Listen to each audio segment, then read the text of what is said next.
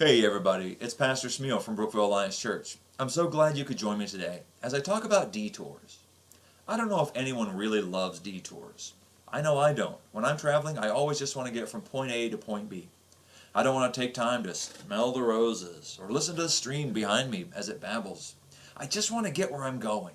And that's especially true when I'm on a long trip. A number of years ago, my family and I took a trip way out west, out to California. And the first leg of that journey took us to Roscoe, Illinois. That's about 575 miles from my home. We did that in one day, and we only stopped once between home and Roscoe, Illinois. I didn't want to take the scenic route. I sure didn't want to see those dreaded orange signs that said detour. There's another group that I want to talk to you today about that did take a detour. And frankly, it was a very big detour. It's the Israelites. The Israelites had been slaves in Egypt for years, but God brought them out. Maybe you already know a lot about that. How they got to the Red Sea and God parted the waters, and the Bible even says the waters stood up like walls on either side of them. What an amazing sight. And what an incredible story of deliverance. You know perhaps how Moses received the Ten Commandments. But there's a curious detail that you might not know. And it comes from Exodus 13, verses 17 and 18. How when the Egyptian Pharaoh let the people go, God did not lead them on the road through the Philistine country. It would have been shorter, smoother, would have been an easier trip. Instead, God knew that if they faced war, if they faced the Philistine army, that they might be tempted to turn back and run back to slavery in Egypt. And that's not what God wanted for them. And so he led them through this desert road toward the Red Sea, and the Israelites went up out of Egypt that way. Now, the coastal route would have been much shorter and way easier. Along that route, the roads would be smoother. There'd be places that they could stop and find food and water, shelter and provisions, rest and help. But instead, they went the way of the wilderness. You see, God sent them on a detour. My crack technology team has prepared a map for us. Let me see if we can bring that up. Ooh, thank you, technology team. You see, the Israelites were going from this star to this star, roughly. They were going in this journey, so you would think this is the way they would go, again, along the coastal route. But it seems that they went way down in here and kind of wandered around here a little bit. Thank you, technology team. So the Israelites took this incredibly long detour. Think of it this way. If you were going from New York City to Seattle, Washington, you would take the interstate. You would take the turnpike system, right? You wouldn't take these little two-lane roads or dirt roads to get through all these small towns, right?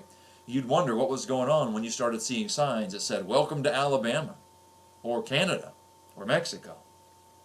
That would be the long way around. You wouldn't want to do that, would you? The Israelites wouldn't have wanted to take the long way around either, but God knew something they didn't. They had been in slavery for years, and their spirits were broken. They were not ready for battle and confrontation, again, especially not against the mighty Philistine army. You know, Paul reminded the church in Corinth that God knows exactly what you're able to handle. He reminds us the same way when he says God is faithful. He will not let you be tempted beyond what you can bear. And that word for tempted can also be translated tested. God won't give you a test that he knows you can't pass. Don't you wish your high school math teacher felt that same way? The fact is, the Israelites were broken physically, mentally, and emotionally. They weren't fit for battle. So God sent them on a detour around trouble that they hadn't even seen, trouble that they didn't even know about. And I imagine they all started to feel like I would. I just want to get where I'm going. I just want to get from point A to point B. They didn't realize that it was this very detour that God was sending them on that saved their lives. You don't always know what sort of trouble a detour gets you away from, whether it's road construction, whether it's a damaged road or dangerous road, whether it's a massive accident. Maybe there's a Justin Bieber concert that you're getting away from. I don't know. But sometimes it seems like God sends us on detours. When has life sent you on a detour? When have you felt that way? Were you frustrated, confused, maybe a little bit angry? I wouldn't blame you. I've been there too. But maybe the detour you're on is really an opportunity for your growth. Maybe God is preparing you for something that's ahead that you don't even know about at this time in your life. So the next time it seems like you're not getting any closer to a goal, any closer to a dream, or it just seems like you're wandering, almost like you're lost, stop and think about the Israelites and remember that You don't know the way that God has you on.